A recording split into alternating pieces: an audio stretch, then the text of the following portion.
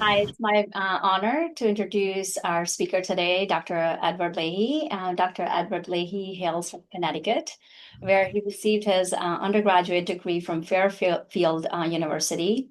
He received his DMD, summa cum laude, from Tufts University School of Dental Medicine, and then completed the year-long clinical research training program at the National Institute of Health in Bethesda, Maryland.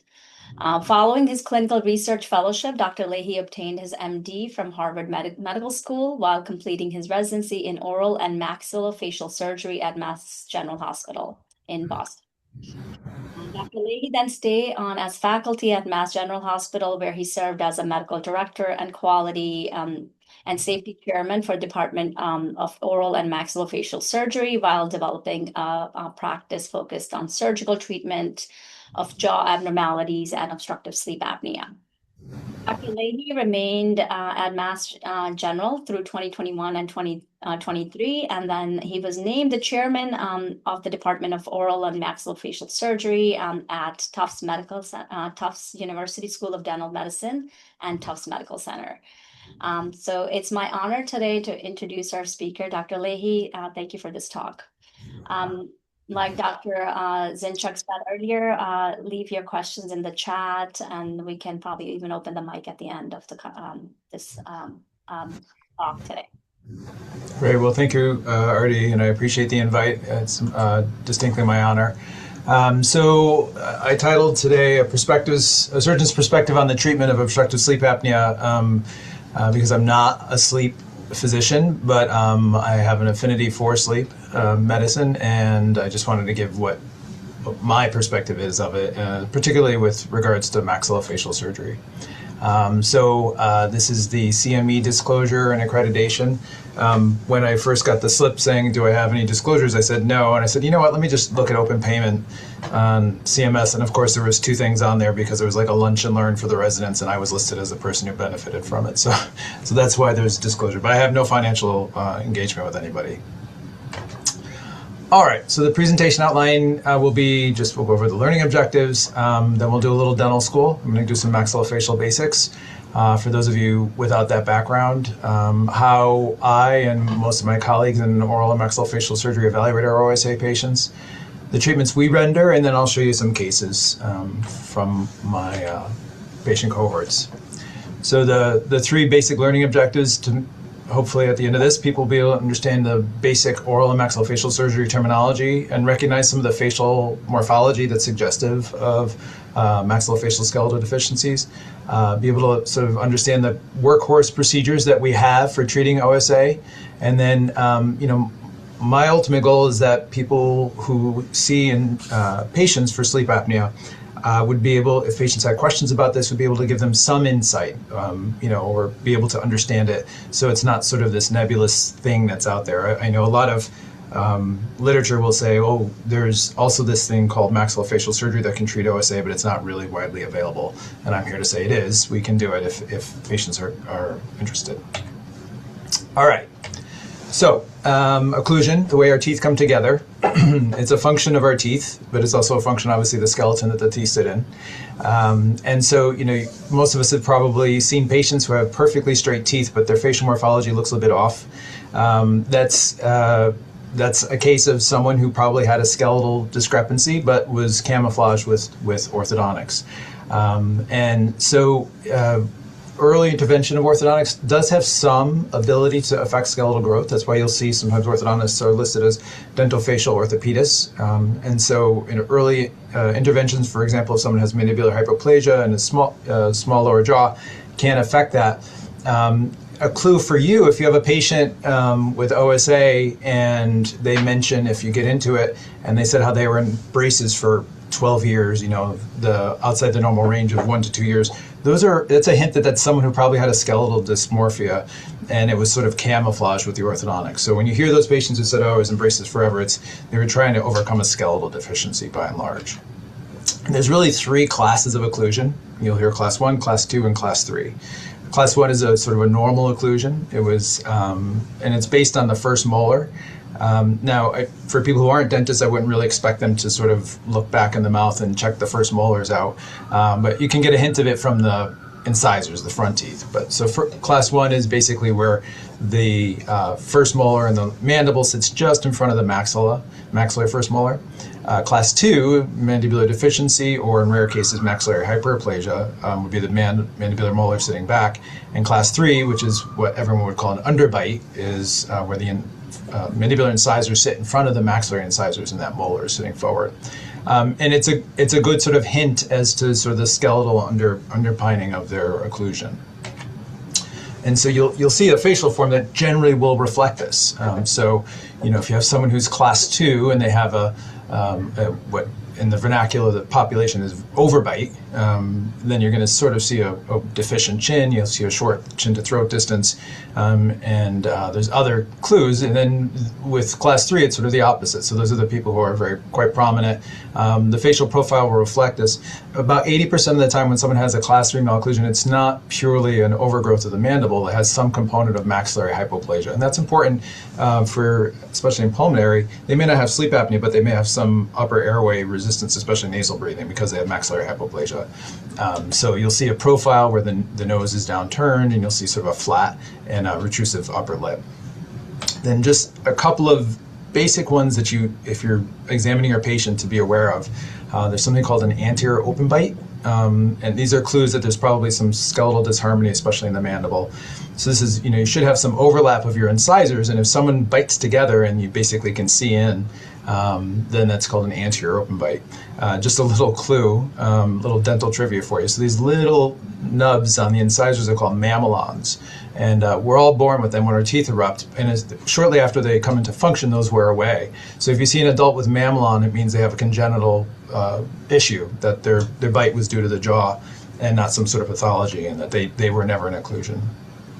More importantly, referencing back to that maxillary hypoplasia, is a crossbite. So if you look into the patient's mouth, and the upper teeth, the maxillary teeth, sit within the mandibular teeth, so this is called a crossbite. You can have it in the posterior, you can have it anterior.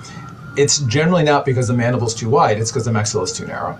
And so that, again, plays a large part in nasal airflow. And we know, it's very clear that if we expand the maxilla, we improve nasal airflow. So that's another sort of hint when you're looking for some skeletal issues in your patients. So the procedures we do for treating sleep apnea are not new. It's basically orthognathic surgery, which is an area that was my passion. It has been my passion, and just the straightening of the jaws. And it's a point I make to my patients all the time. There are new techniques and refinements, but actually this is a tried and true surgical technique that's been refined for 50 years. And the gentleman in this photo here is Dr. Obergieser, who is sort of considered the godfather of orthognathic surgery. He's an Austrian surgeon, passed away within the past 10 years or so. And the photo next to them was I was at a meeting when I was a senior resident, and my mentor, Dr. Caven, who was the chairman at MGH when I trained, and Dr. Obergieser were together, so I snapped a photo and fanboyed over it for a while.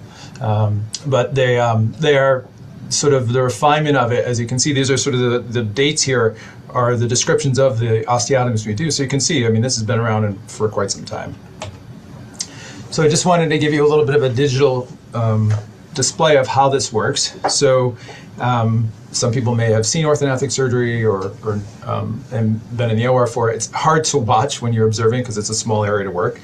But for the mandibular osteotomy, which was the first one described, the goal of it is that we're going to separate the dental segment of the mandible from the proximal segment where the TMJ or jaw joint is. And so what we do is we make a corticotomy, we make a cut in the bone, and then we actually split it. We put pressure on and we separate the proximal segments from the dentate segment. And the reason we do that with a split or propagate a fracture is what it is because there's, thinking back to your anatomy, there's a mandibular nerve that runs through the jaw. So if it wasn't for this nerve, we can make an osteotomy and just cut right through and do this, but we can't do that if we sever the nerve.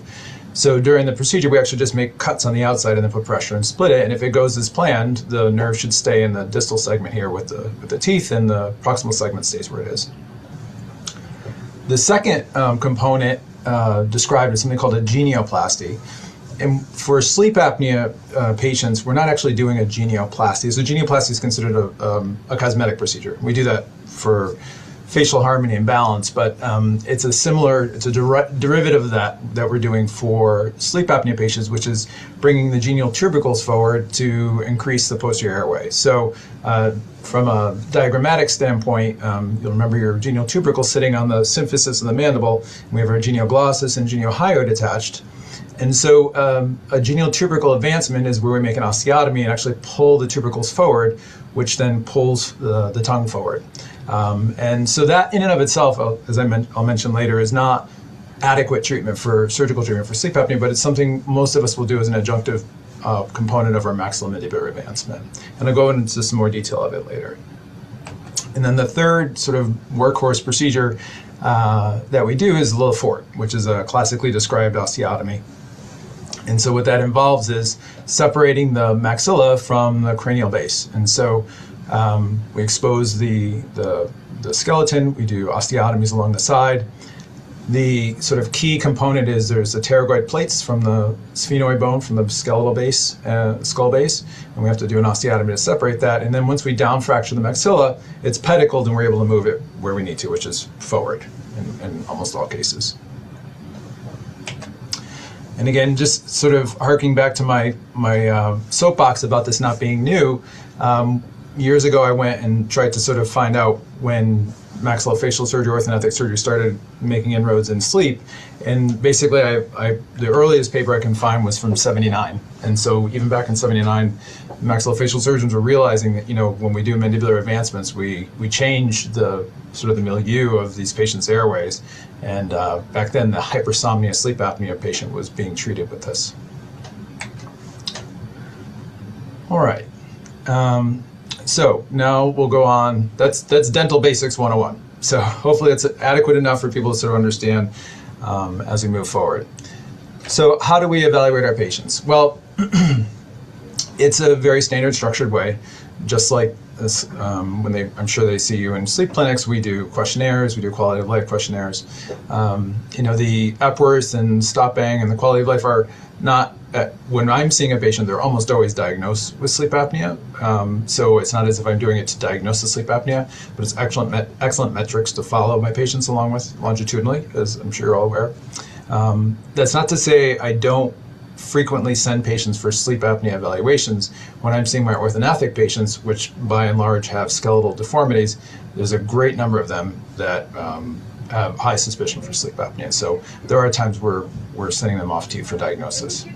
We have standard imaging, which includes photographs, plain x-rays, by and large now usurped by CT scans, and then in rare cases MRIs. That's basically if someone has any temporomandibular joint issues going on concomitant with their sleep.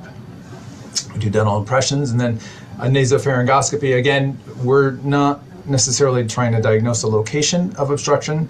I find it extremely helpful, though, to have a baseline so that when I follow patients postoperatively, if there's any issues or recurrence, we can then sort of see where we're sort of lacking airway space. And then obviously the sleep study. So there's sort of standard facial photos used in maxillofacial surgery. We see patients in repose. We're always looking for facial symmetry. We're looking for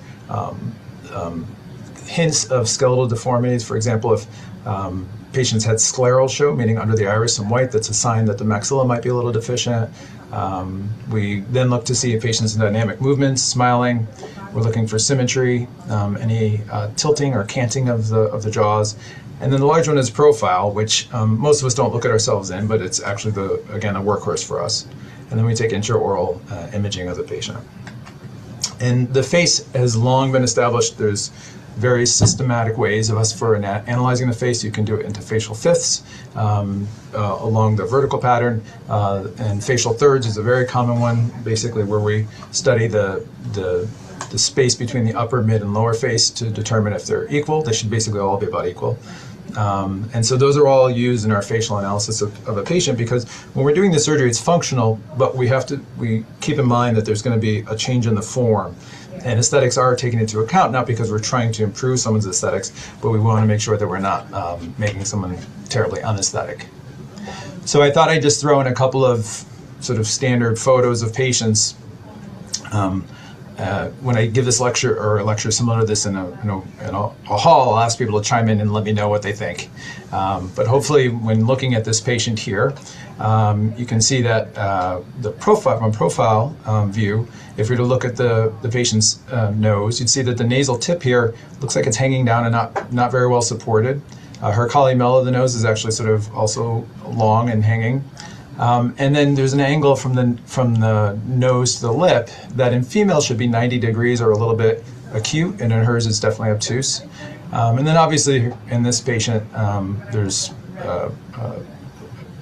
incompetence of the lips and a very short chin to throat distance. So this patient actually has bimaxillary hypoplasia, so more profound in the mandible. Her mandible is hypoplastic, and she has, if you were to look at her facial thirds, so from the hairline to the nasion, and then from nasion to subnasale, these are the landmarks we use for the facial thirds.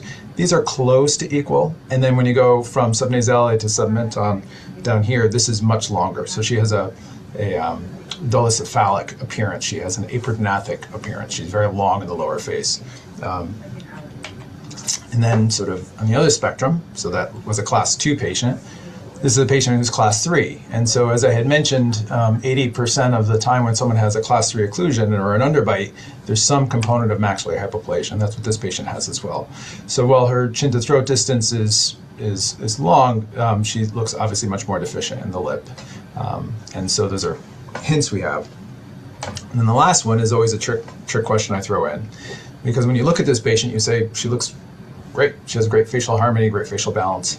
But this patient had a skeletal malocclusion. So she still had a facial profile that looked like class 1, but she had an anterior open bite that we had to fix. I'm not going to go into details of it, but just so you know, you can't always judge a book by its cover. So someone can have an appearance that looks completely normal, and then there still can be some underlying skeletal issues with it. So beyond the photos, the plain films that we use as sort of workhorses are a panoramic X-ray, and then something called a periapical. a PA cephalogram, which is front to back. Again, looking at symmetry and width discrepancies between the upper and lower jaw. And then the workhorse, like our photos, is the lateral cephalogram.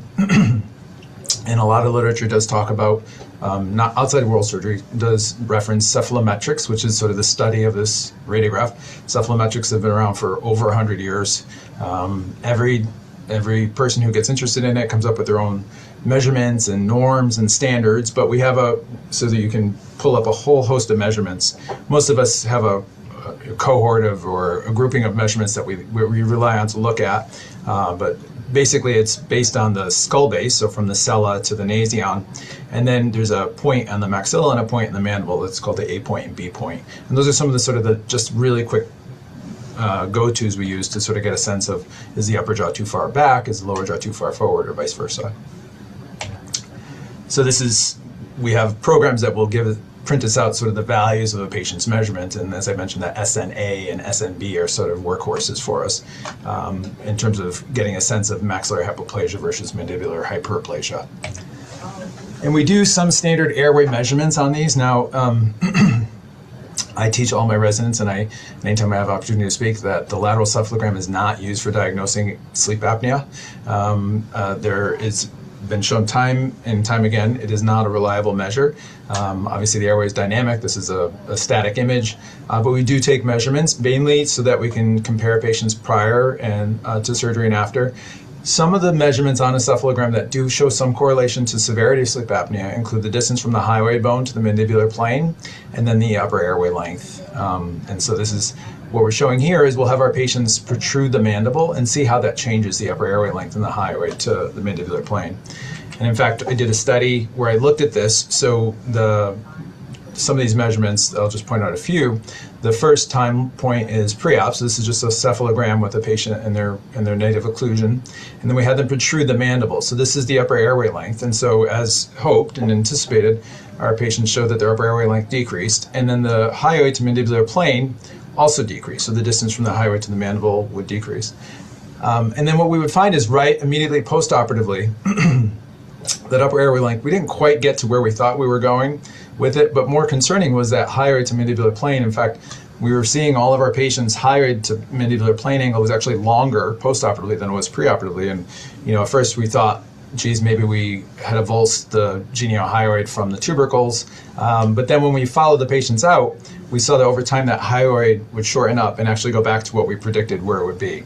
And I suspect, this is just my theory on it, I think it has to do with muscle stretch. I think it's just that if you look at your sarcomere and your myosin and actin are stretched too far, they sort of are flaccid. So I think there's just overstretch of the muscle, and then over time as it recoups, that's where you get the hyoid actually going to where it is. So I preach to my colleagues that just because a hyoid seems very distant after the surgery doesn't mean you've made an error. It's just something that happens as part of the procedure. And then CT scan is really sort of usurped plain films. In most dental and oral maxillofacial practices, people now have, it's called a cone beam CAT scan. It's in some hospitals too. It's a very low dose radiation. And we can then reformat the CAT scan into plain 2D radiographs. There's lots of literature on standard airway measurements. And again, a static image of a 3D structure is not always reliable, but there is some correlation between airway length and shape of the airway in different areas with patients with severity of sleep apnea. Regardless, it's not used for diagnosis, it's used for treatment planning, so we need the CAT scan in order to do our treatment planning and plan our surgery.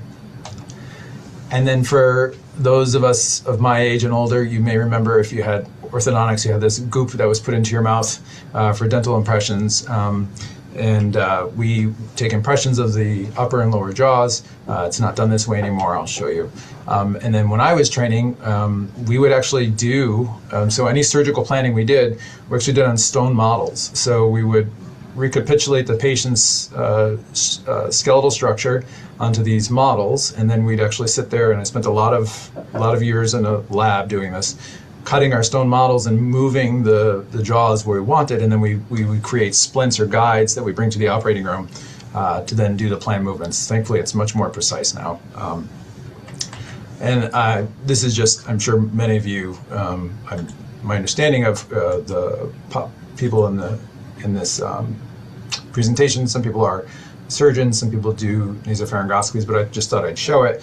So, we all know about the Mueller maneuver, and again, not really totally predictive of areas of obstruction, but I do, on my patients, use this. Again, it's a great tool for following patients. So this is actually a post-op patient who had complete collapse at the retropalatal region, and in this video we're seeing that he no longer had complete collapse with the Mueller maneuver. But I use it again as a means for me to follow patients, so if they ended up saying they had issues afterwards, we would be able to sort of take a look and see if we can identify where that might be coming from. All right, so that's our workup of the patients. In terms of the surgical treatment, so I've shown what it entails. I make sure that all of the patients I see for surgical evaluation have given it a really good try at CPAP. It's very standard. Not because I have a hammer, not everything is a nail. And in fact, many cases you need to, for prior authorization for surgical intervention, you actually do need to show a patient has failed CPAP or is unable to tolerate it. The other part about this is that from a personal standpoint, part of the reason I got interested in sleep apnea is I came home from residency, and one year, this is my son setting up my mother's CPAP when she came to visit, my mother had fallen and broke her arm, and she was in the OR, had her ORF, and then post-operatively, they basically found her, she was satting in like the 60s. And so thankfully it was sort of a silver lining around the discovery is, she fractured her arm and then found out she had very severe OSA and was treated for it. And is tolerating the CPAP wonderfully, actually. But that's, most of us probably know people who have sleep apnea and spark some of our interest and passion for it. So as I said, gold standard therapy. Non-adherence, I think, is much improved, obviously, with the new systems. In terms of surgical treatment of sleep apnea, there are a whole host of described procedures, and there are basically iterations of a theme. I'm going to focus again on MMA. I will just mention other ones for those in the audience who maybe are or are not aware of it. Surgical outcomes are challenging. It's hard to do a randomized trial on surgery. Randomizing someone to CPAP versus maxillofacial surgery is not trivial. And to be truthful, standardization of how the surgical procedures are done is somewhat challenging as well. You often have, you put 4 surgeons in a room, you have 4 different experts who have an idea of the best way to do things sometimes. But there is data as years go on success rates with regards to it. So nasal surgery, septoplasty and turbinectomy or turbinoplasty definitely have a component or a place in management of CPAP. And in fact, when we do our maxillomandibular advancement, I will always do inferior turbinoplasty as I have access to the nose. I think it has a huge component and improves nasal airflow. Not generally going to cure sleep apnea. When I was a resident and a student back in the 90s, the main thing people thought of when they thought of sleep apnea surgery was a UPPP. And in fact, it was being done wildly. I have a whole, you can sort of see it in patients. You see this like group of patients who probably went through a period of time in the 90s and had their palate trimmed back, and they're all of a certain age and they're sort of aging out now, and then you don't see it anymore. But you know, it definitely showed promise. Some question as to whether, obviously, some of the benefit was actually from weight loss because it was caused quite a bit of anaphasia when it first happened. But you know, retrospective and meta-analysis do sort of show that overall, long-term, it's not really very successful. You know, the Stanford group, who I always look towards as sort of the best source for much of the evidence because of their history, the surgical group that was there, who were trained in maxillofacial surgery as well as otolaryngology, themselves actually came out later and said that they didn't think the UPPP was sort of the proper process. And now it's very specific now, so there's very site-specific surgery that's done for soft tissue. Tongue reduction surgery, not really done much anymore. Someone truly has to have macroglossia to have this done. It's very painful, has quite a bit of morbidity associated with it. You know, we had one person on our service recently who had it from macroglossia. It's a very messy recovery from it. Not something anyone would recommend without a true morbidity, with a true diagnosis of macroglossia. And then I primarily treat adults, and so for us, tonsillectomy is usually not an issue, generally rare in the adults with the involution of the tonsils, but would play a role. And occasionally I do have adults with enlarged tonsils that I refer to my otolaryngology colleagues for evaluation and tonsillectomy prior. And then as I sort of alluded to the genioglossus advancement, so there was a period of time when there was actually a lot of marketing around it, of like these little special tools for guiding you to get the right area and the osteotomy.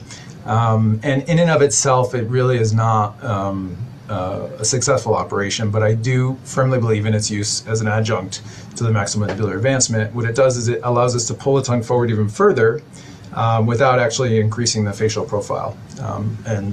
Over the years, my technique on it has evolved from what it was originally described to how I do it now, and I have a few photos of that. So when it comes to the maxillomandibular advancement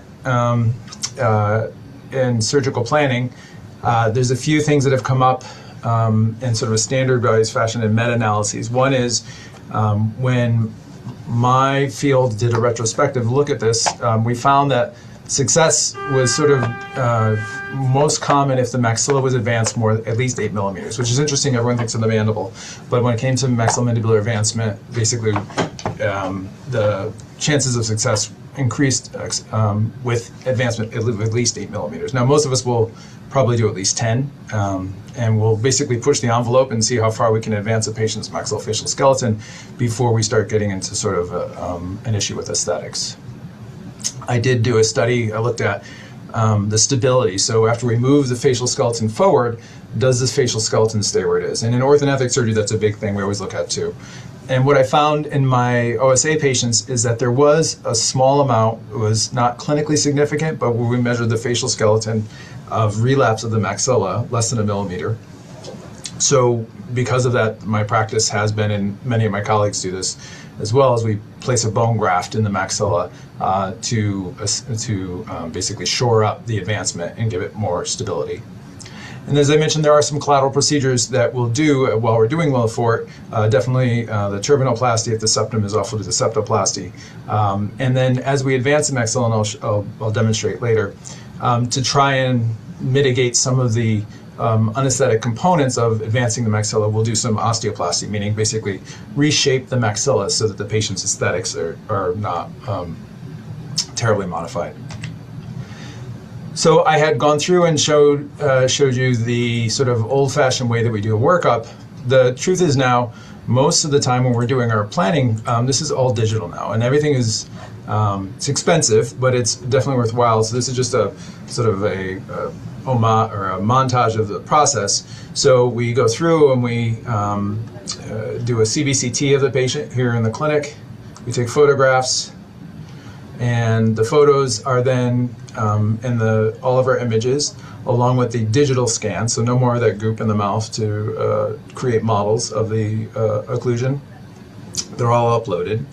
And the services that we use for plating systems in the OR have engineers that will then interface with us. So we basically have a portal that will upload all of our digital data to, and then we'll get online with our engineers and we'll detail to them the movements we want to do. So this is showing the cleanup that thankfully we don't have to do to get everything ready.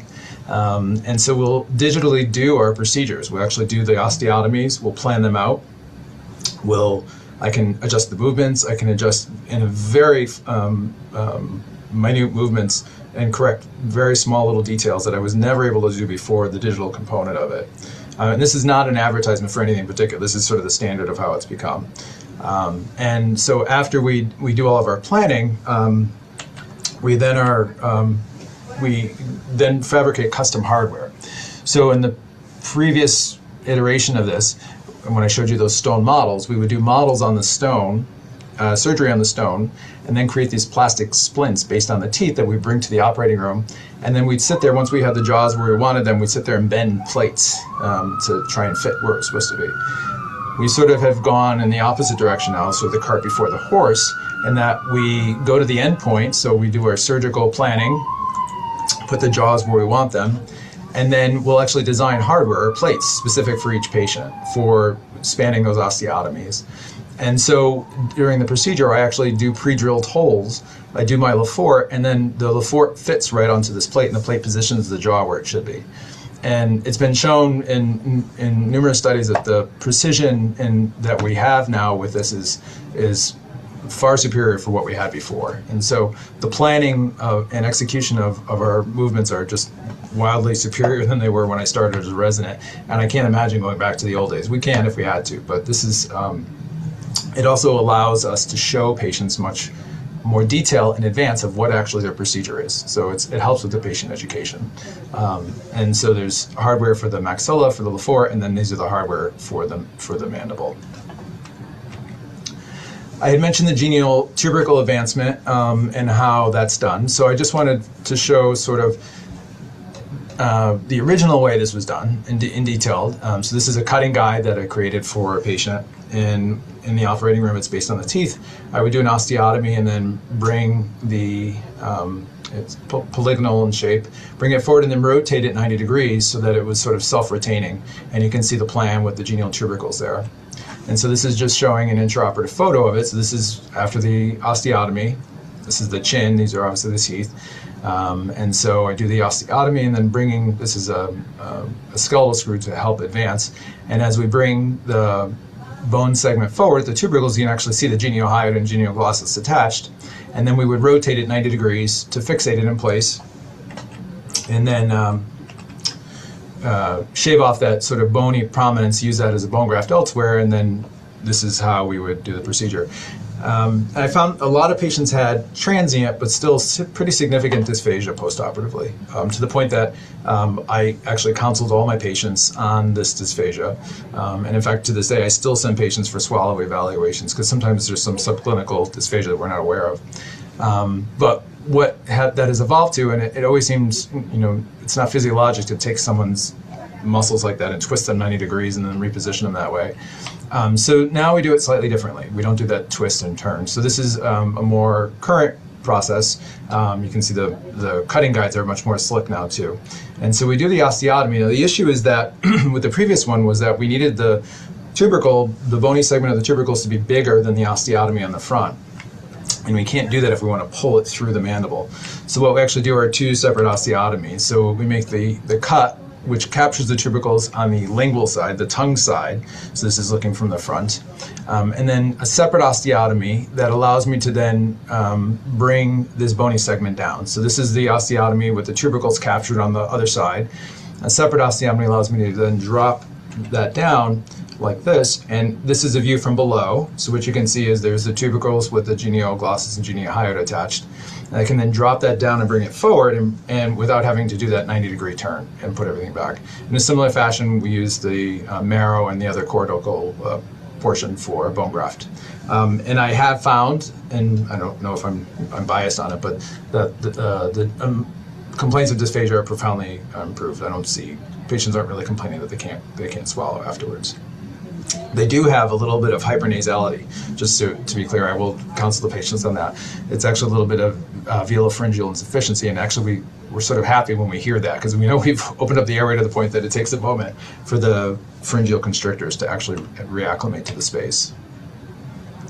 And that's from that.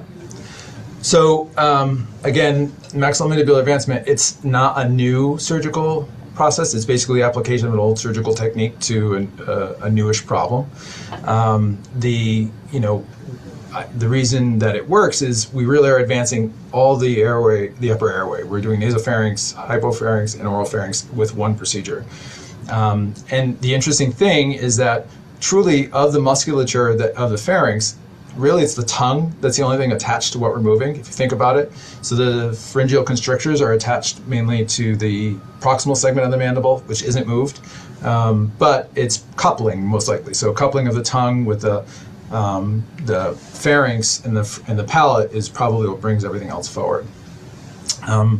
As I explained to the patients, everyone focuses on the airway size and shape, but it's the donut, it's not the hole in the donut that's the issue. So, it's the musculature of the airway.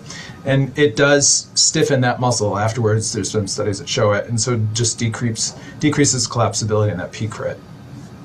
So there's a large meta-analysis done, the largest, in JAMA back in 2016, looking specifically at maxillomandibular advancement, and using the Scher criteria, which Scher criteria for surgical success is basically a drop in AHI of at least 50% and an AHI less than 20. And so the success rate for MMA was listed as 86%. Now we know that doesn't mean someone's cured of OSA. So the cure rate they listed was close to 40%, meaning an AHI of less than 5. It was a meta-analysis, so it did pull in a lot of numbers. There were still some issues with it, but to this date, it's still listed as probably the most broadly successful surgical procedure, aside from a tracheostomy, for treating sleep apnea. Other findings are that the higher the pre-op AHI, the lower the cure rate, but obviously the more profound the improvement. And so cure rates were higher in people with an AHI at less than 60, but it doesn't mean people with an AHI over 60 didn't have significant improvement. So just briefly to explain, and this is the part where hopefully it'll give those who aren't surgeons some understanding of how we manage these patients. So when we go to the operating room, the intubation is through the nose, because we can't obviously do it through the mouth. We use hypotensive anesthesia to try and minimize blood loss. Many of these patients are bariatric, so although it's changing now, but low pressure mattress, because this is a longer procedure, is used. We don't need A-lines and other invasive monitoring. DVT prophylaxis is a must no matter what. I mentioned the bone grafts and the septoplasty and the turbinate reduction, and then some of the osteoplasty. Postoperatively, and still to this day, many times we'll have my patients in the ICU initially. What is reassuring is they're so closely monitored, and I see zero oxygen desaturations. Like no one is desatting below 93% when they're after all this surgery. Because obviously it seems like, oh, this is all going to be swollen. Some patients, though, with their medical comorbidities have like hypertension and things like that that are managed in an ICU setting, and then a nutrition consult. So we did look at this to see if ICU monitoring is necessary, and it seems like it probably is okay, but it has to do with medical status of the patient to not have a patient in an ICU postoperatively. It doesn't have to be a standard treatment. This is the part that patients definitely want to know all about, and this is just for everyone's information. So after we do this surgery, I mentioned those plates and screws and everything to hold the jaws where they're supposed to be. They're strong enough to do that, but they're not strong enough to overcome the forces of chewing. So for 6 weeks after surgery, patients are on a completely blenderized diet. They are not wired shut, which is definitely what people are concerned or worried about. So they may have some elastics to help guide them because their bite will feel off or could feel off, but they are not wired shut in rarest of cases. So for 6 weeks, completely blenderized, and then another 6 weeks of a soft mechanical diet, which is pretty liberal compared to what they had before. Same thing with activities, nothing that full contact sports, anything that can cause trauma to the face for about 12 weeks. So for my orthodontic surgery patients, which are younger or healthier, that's always an issue because it's around sports and things like that. For my OSA patients, it's usually not a big deal. FMLA come to the rescue and they can stay off for 12 weeks. Sinus precautions, patients we cut right through the sinus, so afterwards patients will have inability to sort of blow their nose for several weeks. There is a lot of swelling and I prepare patients for it. And because of the swelling in the nasopharyngeal area, eustachian tube dysfunction can happen occasionally, and they'll have some ear fullness. Transient. This is all transient in nature, but it's things you want to prepare your patients for. The big one is the paresthesia. So I mentioned the mandibular nerve, and then also there's infraorbital nerve. So in the facial skeleton right under the orbits is where the V2 distribution comes out. So everyone after surgery will feel anesthetic or paresthetic basically in a mask region, considering the nose, upper lip, lower lip, and chin. It's age dependent about the rapidity of recovery and if there's any persistent paresthesia postoperatively. Rare for any persistent anesthesia or paresthesia of the V2 distribution, so the nose and upper lip is almost always gets feeling back, and usually within about 6 weeks. Lower lip and chin can have continued improvement in sensation out a year. There's often subclinical paresthesia, meaning that if you objectively test someone's V3 distribution preoperatively and then 2 years out, it will test slightly less than it was before. Many times patients aren't aware of that. If it's anesthetic, they will be aware of it. So during that split that I mentioned, if the nerve were to break or tear, which can happen, we do a immediate repair of the nerve, but they will never have normal sensation in the area. The important thing that I also point out to patients, though, is that this is purely sensory. It's not that it's not important, but there's no motor function to these nerves, so it's not as if their lip will sag or they'll have any facial deficits. And then I mentioned the transient dysphagia and odynophagia that some patients will have postoperatively that I've noticed improve with the change in the geniotubercle advancement. And then pain is probably because of the paresthesia is not as large a component as what most people anticipate. So it sounds like a very painful procedure, but pain management is generally with NSAIDs and acetaminophen with some oxycodone or narcotics for the first week or two, but in general, patients do really well from that perspective. Just very quickly, as I mentioned, the Stanford group from a surgical standpoint is somewhere we always look to. They originally in the 90s had talked about the phase concept of surgical addressing it. Basically, phase 1 is anything non-bony, and phase 2 is maxillomandibular advancement. And when they went back and looked at it, they sort of said, you know what, that probably is not the best route. It's not necessary. It's more nuanced than that. And the soft tissue procedures are definitely much more nuanced now as well. It's guided in multi-level soft tissue surgery, sort of as opposed to sort of the heavy stamp of the same thing on everybody. And then a colleague of mine, Scott Boyd from Vanderbilt, went back and looked at patients who had OSA and had an MMA alone, had UPPP or had UPPP and then an MMA. And now the standard error bars are very large here. It's not a huge number of patients, but essentially what he showed was they ended up in the same spot after the MMA with or without the UPPP. So it's sort of, you know, obviously I'm biased, but in my mind I would do the MMA first, and then if there's any residual areas that needed refinement, that would be a way to go. So I did look at it because people, obviously the morbidity is something that everyone wants to know about. Looked at 2 cohorts of patients, my patients, some who just had this surgery for dental facial deformities and those who had it for sleep apnea. Very different group of patients. The sleep apnea patients were much older, more male, sicker, more obese, but had exactly the same procedures. It was a very well-controlled study. And thankfully, what I was able to show is, by and large, they did not have more complicated courses. Perioperatively, everything was the same. Length of the procedure was the same. No difficulty with intubation. They needed a little bit more pain medicine, so we had a few more analgesic prescriptions than planned, and their hospital stay was longer, but that also is an effect of age. So we've, in other studies on orthognathic surgery, that is the same thing. So nothing really turned up differently than we thought or hoped. Just last couple of little surgical procedures. Obviously, tracheostomy for management of sleep apnea is a possibility. It is not without morbidity and a fairly high mortality. Everyone thinks it sounds like it's pretty straightforward, but it's not. Patients get plugs and infections around it. And then bariatric surgery, when I first started lecturing on sleep apnea and surgical treatment, was a huge component of it. But as we all know, this is sort of the where it's going now. And so an indication is sleep apnea, and it's been miraculous for many patients. I'm sure everyone's seen it in their practice. And then finally, the hypoglossal nerve stimulator, very interesting area. The Inspire and now the Genio system both show very good effects in the Inspire. It's definitely in a cohort of patients, and as you sort of go beyond that sort of indication, sometimes the success rate goes down.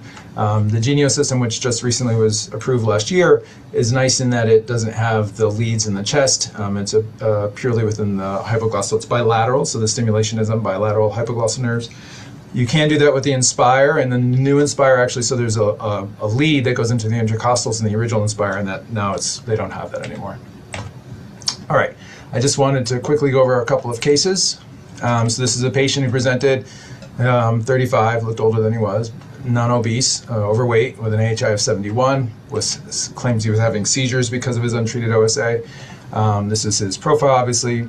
Looks a little deficient, and the submental adiposity, it looks like he's much heavier than he actually is.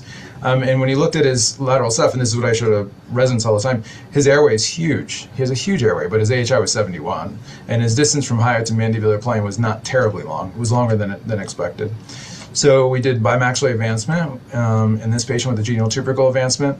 I show this because this is his immediate post-op, and you can see the swelling and the distortion of the soft tissue in the patient. And then this is when he came back after, I think it was probably at least 6 months. And I inform all patients that we need to do a follow-up sleep study 6 months after surgery to ensure that we have a cure, or we hopefully have a cure. And it also helps to see the patients from an aesthetic perspective. This is the patient in repose, pre-op and post-op. I always try to get my patients completely shaved and not glammed up for their photos, so it doesn't look like we're trying to bias it. But unfortunately, he got a little bit of a glow up between his pre-op and his post-op. But this is him in repose. This is him smiling. You can see tooth show. His profile, again, the beard sort of makes it more an improvement, a greater improvement than I think he actually had, but he did have an improvement in his profile. And most importantly, he had a complete cure in his AHI. I don't have his BMI here, but he did not lose weight. That's a big component of this. So everyone says, oh, people lose weight. It's actually not. In fact, when we looked at it, our patients actually gained a little bit of weight afterwards. So this is to show that in a female patient, her AHI was not terrible. She was, not in the severe, but she was really troubled by it and not tolerating CPAP, non-obese. And this is the plan for the patient, and post-op. And you can see again, I think very acceptable aesthetics, and pre-op and post-op AHI. And then, as I mentioned, many of our patients post-operatively actually gain a little bit of weight. And then I always throw this gentleman, he's the heaviest patient I ever treated, and also the patient with the highest AHI I've ever had. And when I saw him, I said, he was actually referred to me for orthognathic surgery, not for sleep apnea. And I said, you have sleep apnea. Not the first thing I said, but, and got him tested, got that AHI. I referred him to a bariatric colleague who told me to take care of his airway first, and then they take care of his weight. So it was a bit of ping pong back and forth. So I said, okay, we're going to do surgery, and we're going to try and treat your sleep apnea. So this is the treatment plan. This is an older case. So there's 3D treatment planning, but was still not custom hardware and plates. And so we go through, and you can get a sense of the profound swelling in this patient. But as I mentioned, that hyoid bone comes up. So this post-operatively was off the radiograph, and then 6 months post-op it comes up. And you can see the patient at his 1 year follow-up. very successful in terms of AHI. Post-op AHI in his sleep study was 4. Still had some residual hypoxia with a nadir of 88% in a very short period of time. And I'm going to skip this last patient. He's a character. He's fun. But just want to get to the summary now. So hopefully I've achieved the goals of getting sort of a baseline dental anatomy and a lesson to everyone in maxillofacial basics, and just some sense of what to look for in a patient's morphology to get a sense of maybe there might be a skeletal issue underlying their OSA. Understanding basically the 3 main workhorses of our treatment, which is the Lefort, the mandibular osteotomy, and then the genial tubercle advancement. But then, as I mentioned, there's some other procedures we do along with it, primarily inferior turbinoplasty, septoplasty. And then just as hopefully people have some sense of the hospital course and the postoperative course for these patients, the big one being that they're definitely in the hospital. It's usually 2 to 3 days, some ICU stays, and that the diet and activity modification can last for up to 12 weeks postoperatively. And then the expectation, obviously, is that they're not wired shut and that we have a follow-up sleep study about 6 months after the procedure. And thank you.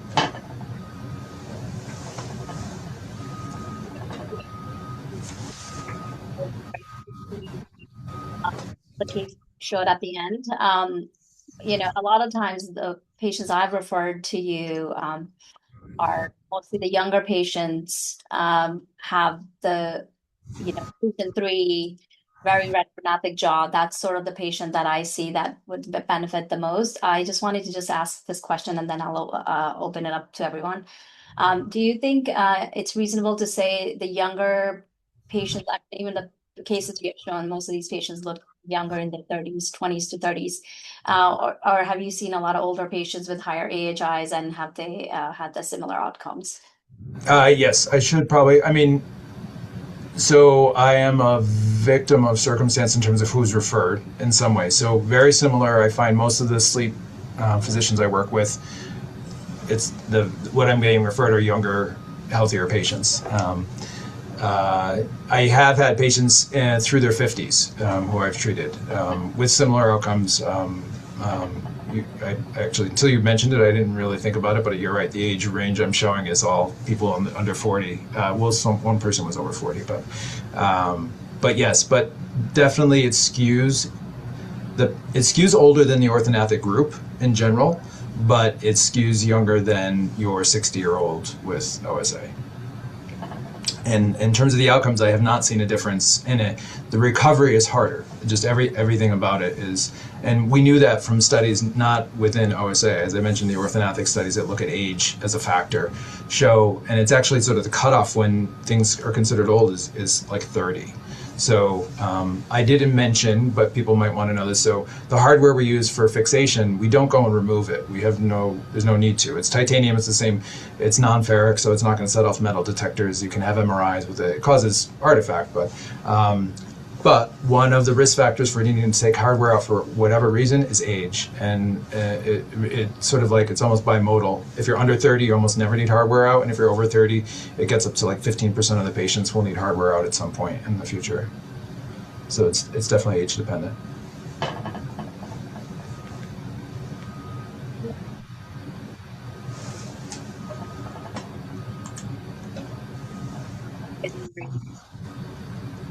I thought I saw a question pop up. Clarification in diet. What are the aspects you mentioned under postoperative care? And any directing me to... yes, sorry, maybe I glossed over it quickly. So patients are on a completely blenderized diet. So the goal is not to wire them shut, but I explain to patients they have to sort of eat as if they're wired shut. So you have to be able to drink your diet for 6 weeks. We do give counseling on it. I mean, you can be very creative with it. To be completely honest, especially with all the rage about protein drinks and things like that, it's not actually that challenging to find a complete, nutritional diet, even at your local CVS. We used to have to write prescriptions for like Ensure and such, and now you can just buy it at Stop and Shop. But yeah, they're on a completely blenderized diet for 6 weeks. And then at 6 weeks, we take a radiograph to make sure everything looks like it's healing okay, and then they're cleared to a soft mechanical. So that means still avoiding things like bagels or like steak, but they can have ground meat, fish, soft foods. The risk is that the plates will bend, and so things can move. and then we'd have to go back to the OR and sort of replate. So that's the reason for it. Sure. So I was going to ask you a question, Dr. Lahey. Thank you Yeah. very much for the talk. So for sleep practitioners in the clinic, when we see patients, like who are the individuals that you would want us to refer to you? Like if you were to say, okay, these are the people who would be great candidates, these are the people that we want to see who could make the biggest impact. What would be, like a baseball card of a person that you would want to Yeah. see? I, you know, I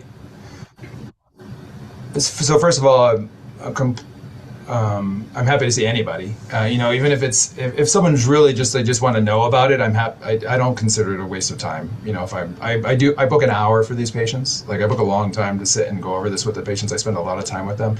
I didn't even talk about it, but I go over insurance and authorizations for them just a little bit so they understand it, because obviously that's a big concern for patients.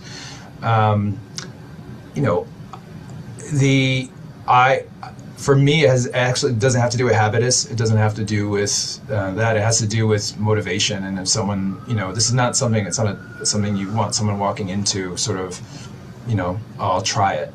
So it's the patient. The ideal would be someone who used their CPAP, had good results with it, but was intolerant of it. First of all, that's a big one. That's one of the questions I always ask patients. I said, when you did use your CPAP, did you find it improved your symptoms? And I will, to the same point, when patients say, I use my CPAP, but I don't feel any better, I said, I'm not going to be able to change that.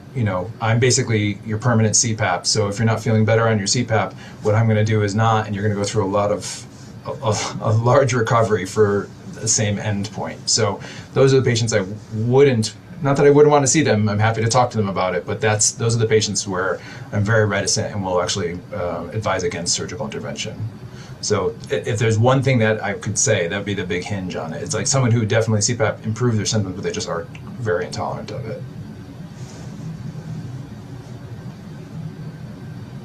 But obesity is okay, and to be truthful, the ones I showed you were actually, the first patient was class 1, but a lot of these patients are not with significant mandibular hypoplasia or significant malocclusions. I'm keeping their occlusion the same. I'm not changing their bite. I'm just bringing the jaws forward. There are some patients who have a baseline malocclusion and decide they want to fix it at the same time, and so then I refer them to my orthodontic colleagues, and we actually correct the occlusion as well at the same time. But many patients are just interested in having the surgery for sleep. Great, thank you. Well, I think we're about out of time, and so thanks so much for this great talk, and thank you, Artie, for organizing things. And it's very helpful to know what are the different options for our patients. So appreciate everyone being here. Thank you for joining us for another edition of the New England Seminar Series, and we will see you next month. Thank you. Have a great day. Take care. Bye-bye.